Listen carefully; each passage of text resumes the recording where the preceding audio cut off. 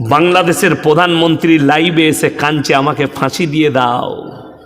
যে লোকটা আয়না ঘরে হাজার হাজার লোকের জানকে কতল করে দিয়েছে, সেই লোককে আল্লাহ রাস্তায় নিয়ে এসছে।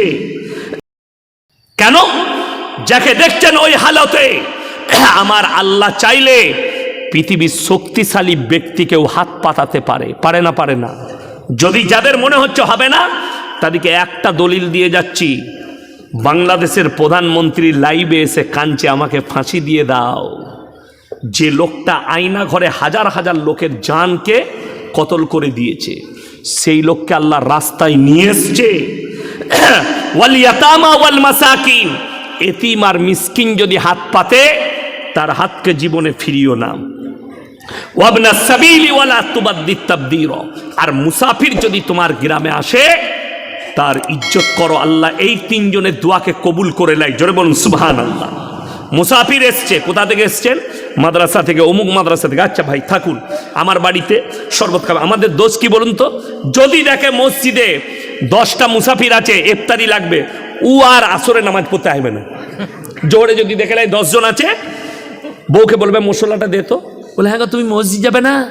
না না, 10টা মৌলবি আছে, কাকে ইফতারি করাবো, এখনই আমাকে ইমাম সাহেব বলবে একজনকে করাও, ওই জন্য যাবই না। সে কত নেকি পাবে বুঝতে পারছেন?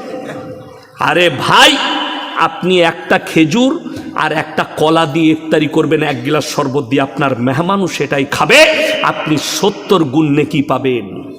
70 গুণ নেকি পাবেন।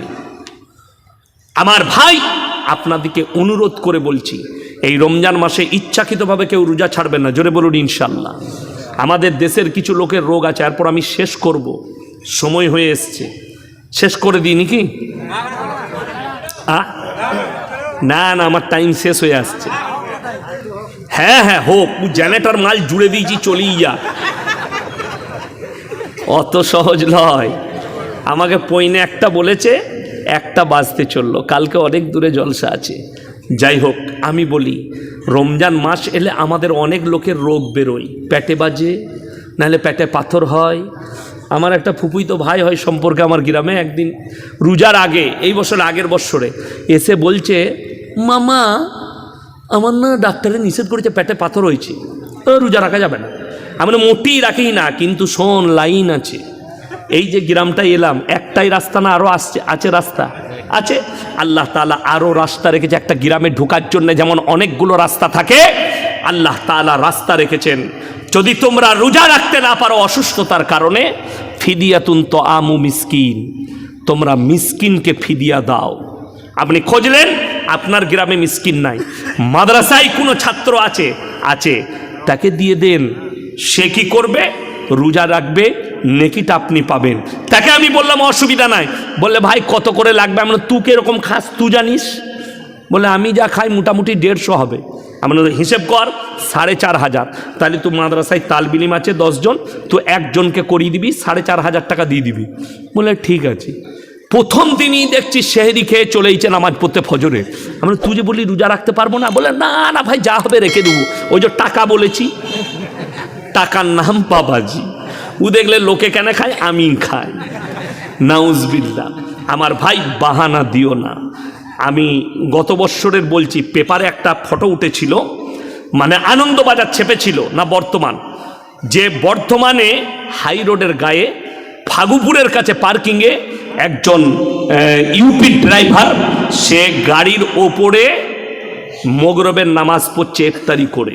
আর আমাদের দেশের ছেলেরা বলে আমি ডাম্পার চালাই বলে রোজা রাখতে পারি না। এটা মিথ্যা কথা এবং বাহানা।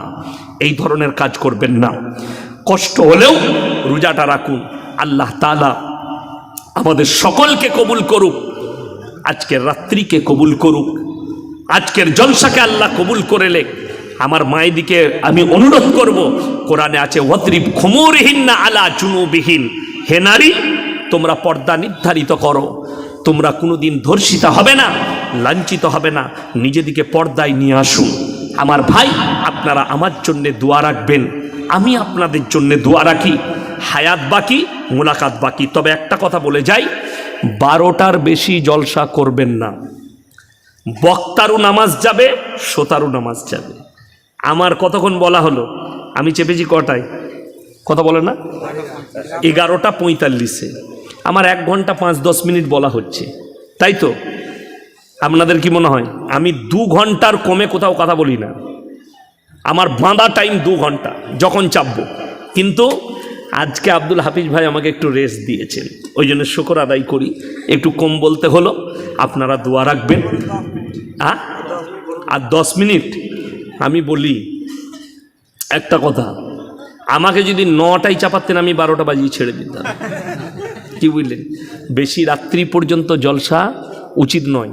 আগামীতে জলসা করবেন, আমাকে 9টায় চাপাবেন, আমি 12টায় শেষ করে দেবো ইনশাল্লাহ। 1-3 ঘন্টা বলে দেবো, বুঝতে পেরেছেন? আমি আপনাদের মাইকে কথা বলি নাই, বক্স ফক্স ওয়ার যে মাইক ম্যান লাগাইছে আমার মাইকটা, ও দেখে নিয়েছে এটা মাইকটা কি আছে। আমি যদি সারা রাত কথা বলি আমার গলার আওয়াজ এতটুকু কিচ্ছু হবে না, ঠিক বলেছি তো মাইক ম্যান?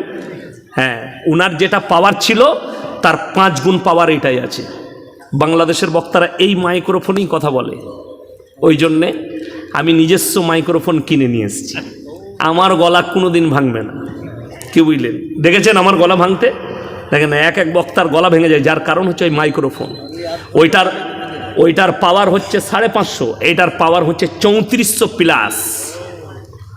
তাইলে 500 আর 3400 কত পার্থক্য হিসাব করেলেন? 5-7 35, ওইটা 7টার সমান এটা একটা, এটার পাওয়ার। আমি আরামসে কথা বলছি, দেখেছেন? আমি ঘেমেছি, ঘামি নাই, স্যাম্পেলভাবে কথা বলছি, অটোমেটিক ছুড়ে দিচ্ছে কথা। আমি কত দূর থেকে কথা বলছি, ওই জন্যে আমি এখনও কথা বলতে পারতাম। যাই হোক, আমি দোয়া করছি, দোয়া দিয়ে যাচ্ছি, আর মা বোনের দিকে অনুরোধ করছি, আপনার দিকে বলে যাচ্ছি, আলেমদের শ্রদ্ধা করুন, আলেমদের পাশে থাকুন, আর প্রত্যেকটা ভাই কোরআনের পক্ষে থাকবেন। জোরে বলুন ইনশাআল্লাহ। এই আলেমরা যেদিনে ডাক দিবে, জেনে রেখে দিবেন রসুলের জন্যে, কোরআনের জন্যে, ইসলামের জন্য আমাদের জান ও কুরবান আছে। সকলে জোরে বলুন ইনশাআল্লাহ। আমাদের ভারত সরকার তারা চেয়েছে, ওয়াকফ বিল এখনো পাশ করাতে পারেনি, দ্বন্দ্ব চলছে। আপনারা প্রস্তুত থাকুন, আমরা আমাদের প্রাণ দিতে রাজি আছি, কিন্তু আমাদের বাপ দাদার সম্পত্তি দিতে আমরা রাজি নাই। সকলে জোরে বলুন ইনশাআল্লাহ। আমার ভাই আপনাদের অনুরোধ করছি, 2 মিনিট আমাকে 2 মিনিট বলতে দেন, শেষ করছি। দেখুন, আমি আপনাদেরকে সচেতনমূলক কথা বলছি, কিছু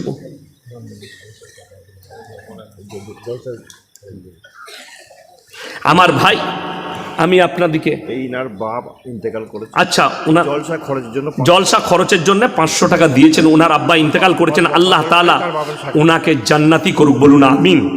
আল্লাহ ওনার কামায়ে বরকত দেখ, হায়াতে বরকত দেখ। আমার ভাই আপনাদিকে বলি, আলেমরা যখন আপনাদিকে ডাক দিবে, আপনারা সবাই প্রস্তুত আছেন তো? জোরে বলুন ইনশাআল্লাহ।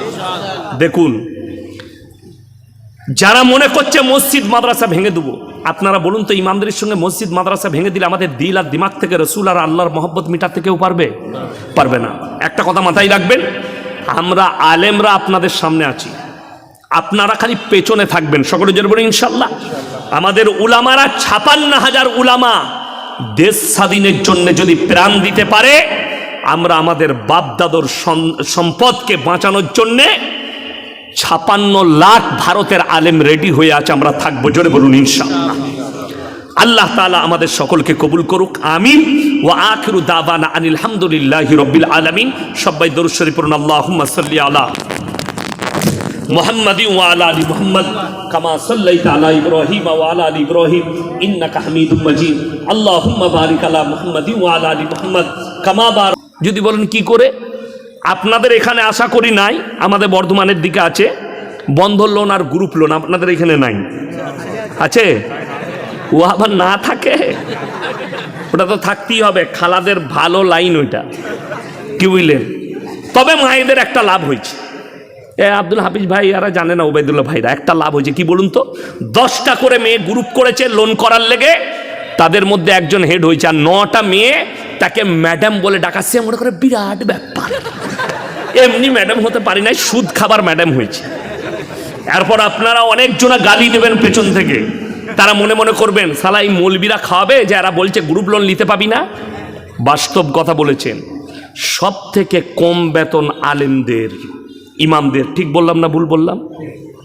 সব থেকে কম বেতন কার? ইমামদের। আচ্ছা আপনি বলুন তো, এখানে কাছের মানুষ, আপনাদের গ্রামের সন্তান আব্দুল হাফিজ ভাই আছে, উবাইদুল্লাহ ভাই কাছের। আপনার বাড়ি কোথায়? এই গ্রামই। আচ্ছা, এদের বউরা সব কাপড় গুঁজে গ্রুপ লোন করতে যায় তো? কথা বলে না? প্রয়োজন পড়ে না। আমার আব্বার মাদ্রাসায় আমার বেতন হচ্ছে 11,000 টাকা। আমি চ্যালেঞ্জ ছুড়ে বলে গেলাম, গলসি আপনার কাছে, পানাগড় আপনার কাছে, পানাগড় থেকে 17 কিলোমিটার আমার বাড়ি। সবাই মোবাইলে যেমন আপনারা চিনেন, আমাকে সবাই চিনে। বর্ধমান টাউন থেকে গলসি বাজার পর্যন্ত একটা দোকানি যদি বলতে পারে ইয়াসিন সাহেবের স্ত্রী বোরকা পরে এসে একটা রুমাল কিনেছে, আমি আর সমাজের বুকে কোনোদিন কথা বলবো না। এটা আল্লাহর কসম খেয়ে এই জমিনে বলে গেলাম। চ্যালেঞ্জ এটা। আপনি প্রমাণ করিয়ে দিতে পারলে আমি সেই দিন থেকে আর সমাজের বুকে স্টেজে উঠবো না। আমি তালাক দিয়ে দেবো এই সমাজকে। আর আমি মাইকের সামনে আসবো না, এই মিডিয়ার সামনে আসবো না। আমি লুকিয়ে যাব, মাদ্রাসায় পড়াবো, ব্যবসা করে খাবো। চ্যালেঞ্জ দিলাম। অথচ বড় কষ্ট লাগে যদি বলেন ইমামের বরকত কি করে। রাসূল আকরাম সাল্লাল্লাহু আলাইহি সাল্লামের হাদিস, আল্লাহর রাস্তায় দিনের পথে যারা থাকবে আল্লাহ মৃত্যুকাল পর্যন্ত ইজ্জতের রুজি দান করবেন। জোরে বলুন সুবহানাল্লাহ। একটা ইমাম 6,000 বেতন পায়, আর আপনি খালি এইখান থেকে জালালনগর থেকে ইলেমবাজার টোটো চালাচ্ছেন, সারা দিনে 700 টাকা রোজগার করছেন, 3-7 21,000। তারপরও আপনার বউকে বরকত নেই, রাস্তায় বার করেছেন গ্রুপ লোন নিয়ে আয়। তার মানে জানতে হবে তোমার কাছে দিন না থাকার কারণে, আল্লাহর রাস্তায় না থাকার কারণে তোমার টাকার মধ্যে বরকত নাই। অবাক লাগে মুসলমান সুদকে কি করে হালাল করে নিল। আপনারা বলুন, মদ হারাম না হালাল? কথা বলে না? হারাম, স্পর্শ করা হারাম। আর আপনাকে দেখিয়ে দেবো এই ইলেমবাজার থানায় মুসলমান হারামখোর মদও খাচ্ছে, মদ বিক্রিও করছে। চলুন আপনি হাই রোডের উপরে হোটেলে, আপনাকে দেখিয়ে দেবো। ঠিক বললাম না ভুল বললাম? আপনি চাপুন ইলেমবাজার থেকে সিউড়ির দিকে, আমি কয়েকটা হোটেল মুসলিমদের দেখিয়ে দেবো।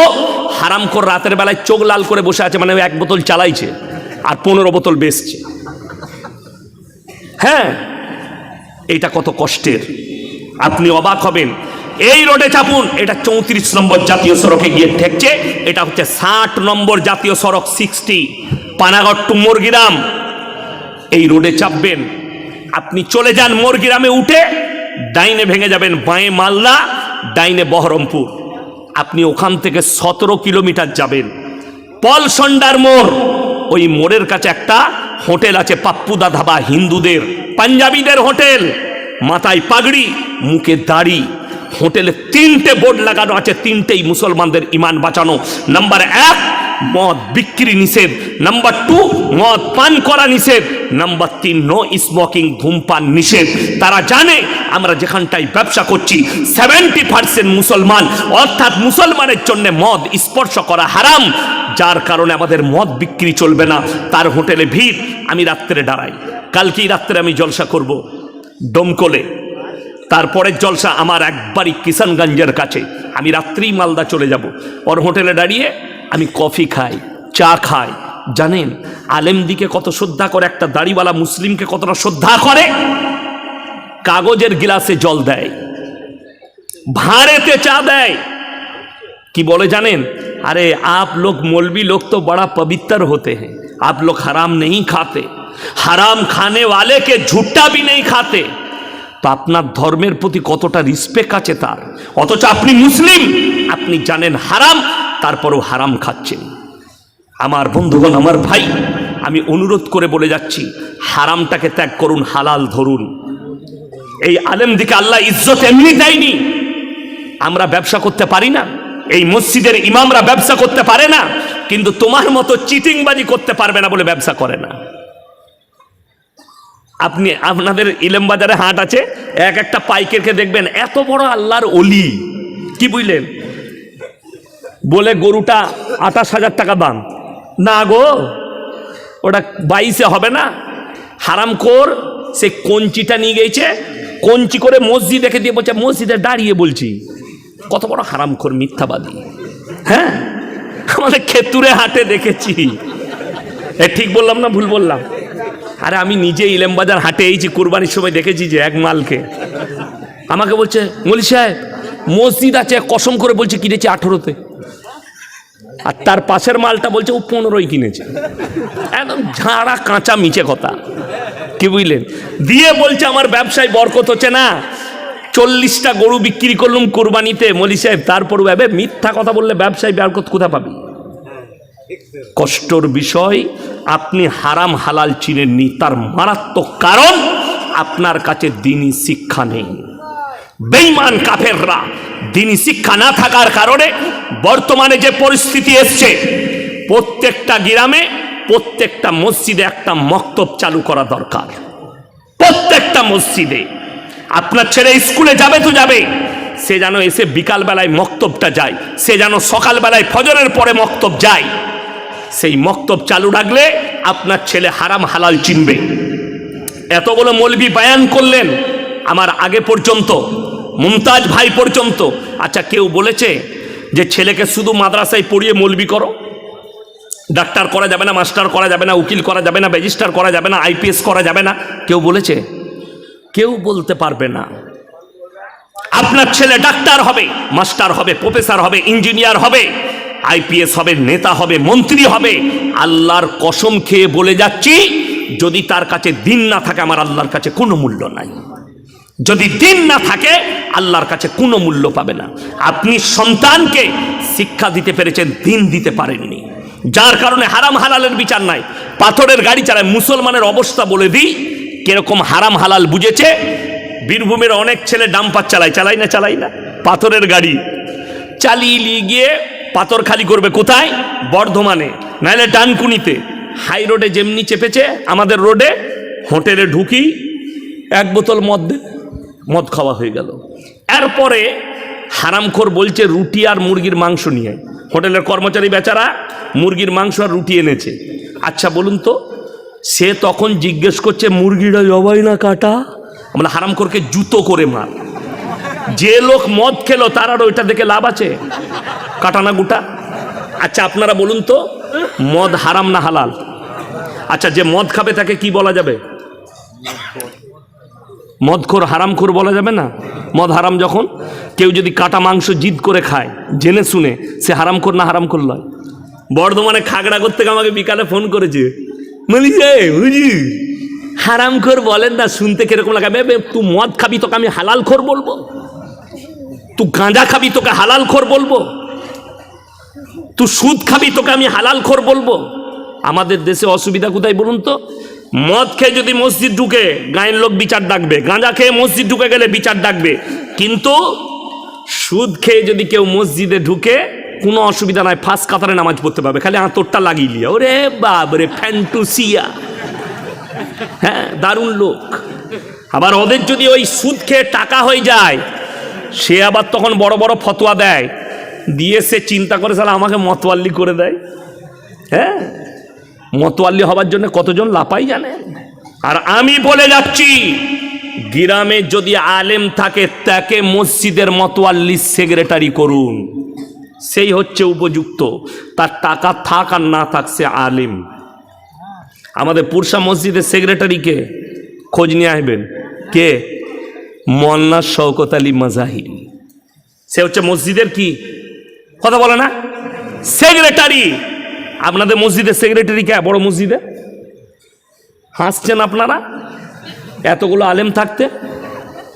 হ্যাঁ, আমি বললি খারাপ? আমি কেন বলছি? আমার চাকরি যাবার ভয় নাই। চাকরি যাবার ভয় আছে আমার? আমাকে তাড়াতে পারবেন? আমাকে যদি বলে হুজুর এইসব বক্তব্য দেবেন, গাড়ি রেডি হয়ে আছে, নামবো, পালিয়ে যাবো, পয়সা ফেক, তামাশা দে, আবার যেখানে আসবো এইটাই বলবো। তুই লিতে পারিস তা লিবি, না হলে লি না। পরিষ্কার কথা। এ তো ভাগ্য ভালো, আব্দুল হাফিজ ভাইয়ের নেক নিয়ত, ওই জন্য ডেট পেয়ে গেছে। না, ডেট খালি নাই, বাস্তব কথা বলছি, ডেট খালি নাই, নেক নিয়ত, আর অনেক দিন আগে ডেট বুক করেছেন। আমার ভাই, আপনাকে অনুরোধ করে বলে যাচ্ছি, আপনার সন্তানকে দ্বীনি শিক্ষা দেন, যাতে করে সে যেন হারাম হালাল বুঝতে পারেন। আজকে এতগুলো আলেম দোয়া করবে, আমি যতই দোয়া করি, আমি চ্যালেঞ্জ ছুড়ে বলে গেলাম, দোয়া কবুলিয়াতের জন্য শর্ত হচ্ছে হালাল খাবার। আপনাকে হালাল খাবার খেতে হবে, নারী হোক কিংবা পুরুষ হোক, হালাল খাবার। আপনি বোলপুরে যদি রেস্টুরেন্টে যান, আপনাকে জিজ্ঞেস করতে হবে না দাদা মুরগিটা জবাই না কাটা? কথা বলে না? জিজ্ঞেস করতে হয়। সকালবেলায় উঠে আপনার ঘরে জলসা শুনতে কুটুম এসছে, বিয়ায় এসছে, বিয়ান এসছে, তো বললে কালকে থেকে যাও বিয়ায়। সকালবেলায় গেছে ইলেম বাজারে মুরগির মাংস কিনবে। রাতের বেলায় জলসা শুনেছি ইয়াসিন ভাই বলে গেছে 1 কিলো ভালো মাংস দিয়ে জবাই করা। কিনছেন জবাই করা মাংস, টাকাটা আবার সুদের টাকা, সেই একই মাল দাঁড়িয়ে গেল। কথা বোঝাতে পারলাম? হ্যাঁ, এই যে বায়ানটা করলাম, মুমতাজ ভাই তো আল্লাহর রহমতে হাদিস কোরআন থেকে নরমভাবে বলে গেল। এই যে সুদের বায়ান করছি, সকালবেলায় খালি ইলেম বাজার থেকে আপনার এলাকার চায়ের দোকানগুলো দেখবেন, কোন মাল কটা গাল দিবে? সুদখোর মাল কটা। ওকে আবার দাউদ দেবে বাজে মুলবি, ওই মাল কটা গাল দিবা। তোরা গাল দিলে সুদ কখনো হালাল হবে না। ঠিক বললাম না ভুল বললাম? আমাকে গাল দিলে সুদ হালাল হবে? আমাকে গাল দিলে মদ হালাল হবে? কখনোই হবে না। মৌলবীকে তুমি গালি দাও, আমি এই বীরভূম ডিস্ট্রিক্টের কথা বলছি, জায়গার নাম করব না। ইমাম সাহেব জুম্মার দিনে সুদের বয়ান করেছে, রাতের বেলায় গিয়ে ইমামকে হুমকি দিয়েছে রাত 12টার পরে, এরপর যদি কোনোদিন বয়ান করেছেন আপনাকে মার্ডার করব। বীরভূম ডিস্ট্রিক্ট আমি জায়গার নাম করব না, তারা ধরে ফেলবে, মাল আমাদিকেই বলেছে। কিন্তু তারা যদি শুনে, তোমরা শোনো, তোমাদেরকে সাবধান করলাম, তুমি মৌলবীকে হুমকি দিতে পারবে, আল্লাহর কসম কোরআনের আয়াত তুমি কাটতে পারবে না, রাসূলের হাদিস তুমি কাটতে পারবে না। তুমি কবরে যাও, তুমি বুঝতে পারবে তুমি কত বড় হারাম পদক্ষেপ নিয়েছো। আপনারা বলুন, লটারির টিকিট হারাম না হালাল? আমি ইলেম বাজারে দেখাবো, মুসলমান লটারি বিক্রিও করছে, লটারি কাটছে। ঠিক বললাম না ভুল বললাম? ইলেম বাজারে দেখিয়ে দেবো আমি, মুসলমান নিজে লটারি বিক্রি করছে কাউন্টার খুলে। তাকে জিজ্ঞেস করুন হালাল কোথা থেকে ফতোয়া পেলে। এই মৌলবীরা কেউ হালাল দিয়েছে ফতোয়া? যদি লটারির টিকিট কাটা হালাল হতো, এই ইমামরা তোমরা যা বেতন দাও, আমরা প্রত্যেক দিন একটা করে কাটতাম। 1 কোটি পড়ে গেলেই বাস কিস্তিমাত। কথাটা বুঝতে পারেননি? হারাম বলি তো আমরা ওই জায়গায় যেতে পারি না, ওই জায়গায় দাঁড়াতে পারি না। আর তুমি ওটাকে হালাল করে নিয়েছো নিজের জন্যে। কত কষ্টের বিষয়। আর বেঈমান কাফেররা এটাই চেয়েছে, তারা কামিয়াবি লাভ হয়েছে। আপনি মুসলমান আজকে হারাম জিনিসগুলোকে হালাল করেছে, যার কারণ কেন? তার কারণ হচ্ছে না দিনী শিক্ষা আছে, না তুমি আলেমদের টাচে আছো। তুমি যদি আমল করছো, এখন মানুষ আমল কোথায় করছে? হাদিস কোরআন কোথায় দেখছে? মোবাইলে। মোবাইলে হাদিস কোরআন দেখলে ফেরে পড়ে যাবে। আমি এক্ষুনি শুয়ে শুয়ে মসজিদে দেখছিলাম, একজন লিখেছে আল্লাহ নবী বলেছেন বইয়ের ঠোঁটের নিচে কিস করলে বরকত হয়। শালা বরকত, এ হাদিস কোথায় পেলে? আবার লিখেছে হাদিস। আমি তাকে কমেন্টে লিখলাম, ওই মূর্খ, হাদিসটা পেলি কোথায় বে বলুন? এরপর মানুষ এইটার উপরে আমল করবে যে না, তাহলে নামাজ ফামাজ কিচ্ছু পড়া লাগবে না, খালি দিন রাত বইয়ের ঠোঁটের নিচে কিস খাবো, বরকত পাবো। হালা ঝামেলা শেষ আছে। এই মৌলবীগুলো খেপে যাবে যে আল্লাহ আমরা জীবনে এই হাদিস পড়ি নাই। বিবিকে ভালোবাসলে, স্বামী স্ত্রীর মহব্বত থাকলে সেই বাড়িতে বরকত আছে, রাসূলের হাদিস আছে। কিন্তু স্ত্রীর ঠোঁটের নিচে কিস খেলে বরকত ফেসবুকে। আপনি যদি ফেসবুকের আমল করেন তা আপনি বিপদে পড়বেন। হাজারো বেঈমান কাফেররা নবীজির নাম নিয়ে মিথ্যাচার করছে। মিথ্যাচার, এত বড় মিথ্যাচার, আপনি অবাক হবেন। অথচ আপনার গ্রামে আলেম আছে, আপনার বাড়িতে আলেম আছে, আপনার মসজিদে ইমাম আছে, আপনি তার কাছ থেকে হাদিস জানলেন না, তার কাছ থেকে ইসলাম বুঝলেন না, দিন বুঝলেন না। শুনেলেন কিয়ামতের আলামত বুখারী শরীফের হাদিস, মানুষ যখন মূর্খর কাছ থেকে ইলম নিবে আর আলেমরা বসে থাকবে, আল্লাহ তাআলা ইলমের থেকে আগে আলেম দিকে তুলে নেবেন, বড় আলেম দিকে দুনিয়া থেকে তুলবেন। তার সূচনা শুরু হয়ে গেছে, বড় বড় আলেমরা দুনিয়া থেকে চলে যাচ্ছেন। ঠিক বললাম না? তার কারণ হচ্ছে মূর্খর কাছ থেকে ইলম নিবে, মূর্খর কাছ থেকে। আমি মুর্শিদাবাদে একটা জলসায় ছিলাম, একজন মূর্খকে প্রধান বক্তা করেছে যে মাদ্রাসার মুখ দেখেনি, একটা হাদিসের ইবারত পড়তে পারবে না, কোরআনের আয়াত পড়তে পারে না, তাকে করেছে প্রধান বক্তা, আর আলেমরা সব হচ্ছে নিচেই। আমি স্টেজে চেপে বললাম এটা কিয়ামতের আলামত, আর কিয়ামতের আলামত তোমাদের জলসা থেকে সূচনা হয়েছে। আল্লাহ তাআলা যখন আলেমদের বেইজ্জতি হবে নবীজি বলেছেন। এবং আপনি যদি বলেন আলেম কারা, কোরআনকে জিজ্ঞেস করুন, ইন্নামা ইয়াখশাল্লাহা মিন ইবাদিহিল উলামা। আমার নবী আর পয়গম্বরের পরে যারা সব থেকে বেশি রীতিমতো আমাকে ভয় করে তারা হচ্ছে উলামা সম্প্রদায়। আপনি শবে বরাতের রাতে আমাদের দেশের গুটকাখোররা ফজর পর্যন্ত নামাজ পড়েছে। কত পড়লিবে বলে 82 রাকাত। আর আমাদের হুজুর ঘুমাচ্ছিল। ইমাম সাহেব তোর মতো নামাজি লয়, তোর মতো নামাজি ইমাম সাহেব লয়। এই দেখবেন আমাদের দেশে 27 রমজান খালারা এত নামাজ পড়ে কিন্তু একটাও নামাজ কবুল হয় না। আচ্ছা, ঘুমিয়ে নামাজ কবুল হবে? আল্লাহ আলহামদুলিল্লাহ, এই নামাজ কবুল হবে? এই নামাজ তো আমরা মৌলবীরা পড়ি না, আলেমরা পড়ে না। আমরা কি নামাজ পড়ি? জান্দার নামাজ। আল্লাহু আকবার। আলহামদুলিল্লাহি রাব্বিল আলামিন আর রহমানির রহিম মালিকি ইয়াউমিদ্দিন ইয়্যাকা না'বুদু ওয়া ইয়্যাকা নাস্তাঈন। যখন নিদ্রা আসে আমরা নামাজ ছেড়ে বিছানায় যাই, ঠিক কি না? আর আপনি হালা ঘুম এলেও ছাড়বো না। এই আমাদের মা বোনেদের খুব ভালো দিন আসছে, রমজান মাস। সবাই রোজা রাখবেন তো? জোরে বলুন ইনশাল্লাহ। আচ্ছা, 5 ওয়াক্ত নামাজ পড়া ফরজ না ফরজ লয়? হ্যাঁ, ফরজ। এই গোটা ইলেমবাজার থালায় যদি সমীক্ষা করা হয় 100 জনের মধ্যে 80 জন বেনামাজি আছে। ঠিক বললাম না ভুল বললাম? এবং এদের মধ্যে আবার একটা দল আছে। আমাদের দেশে 3টে কোয়ালিটি আছে নামাজির। কটা? 3টে। একটা হচ্ছে 5 ওয়াক্তের নামাজি, আলহামদুলিল্লাহ তারা মসজিদে হাজিরি দেয়। একটা জুম্মার, আর একটা ঈদ আর বকরা ঈদে। এই ঈদ আর বকরা ঈদের মালগুলোই বেশি ঈদের দিনে লাপায়। হ্যাঁ, আমি যেখানে নামাজ পড়াই 15টা গ্রাম নামাজ পড়ে, তা নামাজে দাঁড়াবো তার আগে এসে বলছে হুজুর নিয়তটা বলে দেন। তো আমি মোটেই বলবো না। আমি বললাম সানা জানিস? আতা তু দর্শনে কিছুই জানি না। আমি তুই গিয়ে খালি মাথা ঠকবে, তোর এমনি হয়ে যাবে। তোর এমনিও হবে না, অমনিও হবে না। নিয়ত নিয়ে কি করবি? আর 30 সেকেন্ড ইমাম লেট করে দিয়েছে, দিয়ে তার নামাজ ছাড়া গেছে, মানে 30 সেকেন্ড আগে জামাত দাঁড়িয়ে গেছে। তো তার যদি একটু ছাড়া যায়, নামাজ পড়ে কে দাঁড় করে নেবে নামাজটা? আমি ছাড়া গেল, আমরা কি করবো বল? তুই জীবনে নামাজ পড়ি না, তুই ঈদ নিয়ে কি করবি বে? কথা বুঝতে পারেননি? ও জীবনে নামাজ পড়ে না, ঈদের নামাজ তুই কি করবি? তোর পড়া না পড়া দুটোই সমান। কোন রকমে এসে জুড়েছিস ওইটা। এই কুরবানির দিনে দেখবেন, বাকরা ঈদের দিনে ইমামের খালি সালাম ফিরাটা, ও লুঙ্গি ধরেই আছে। আত্মা এত পড়ছে,